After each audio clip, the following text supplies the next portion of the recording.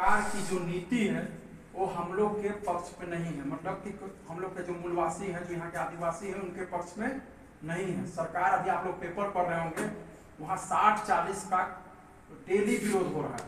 60-40 मतलब जानते हैं आप लोग, 60% में वो लोग हैं जो यहाँ के रिजर्वेशन है, जैसे एसटी को 28% मिला हुआ है, एससी को 12% मिला हुआ है, ओबीसी और ईडब्ल्यूएस है।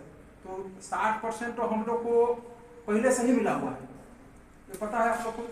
लेकिन जो 40% जो जनरल सीट है, उसमें 3rd ग्रेड और 4th ग्रेड की नौकरी में बाहर से लड़का लोग को, मतलब कि कहाँ बाहर से, बिहार से, यूपी से, मध्य प्रदेश से, राजस्थान से, दिल्ली से, वो सब आके यहाँ फॉर्म भरेंगे। आपका राज है और दूसरे राज्य के लोग यहाँ आके फॉर्म भर रहे हैं, आपका नौकरी में हक है और दूसरे राज्य के लोग आके यहाँ का सीट पे आके एग्जाम देंगे।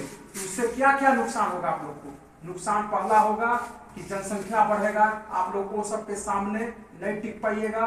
दूसरा चीज, क्वेश्चन लीक कर जाता है, ज्यादा भीड़ रहेगा, सरकार सेंटर में व्यवस्था नहीं कर पाती है, जिसके कारण क्वेश्चन लीक कर जाता है। सरकार सीट बेच देती है बाहर लोग को। यहाँ आप लोग बहुत गरीबी से पढ़ रहे होंगे, कोई दाल भात बना के पढ़ रहे होंगे, कोई मार भात भी खा खा के बच्चा लोग, यहाँ के झारखंड का बच्चा पढ़ता है, गरीब का बेटा पढ़ता है, मजदूर का बेटा पढ़ता है, रिक्शा चालक का बेटा पढ़ता है।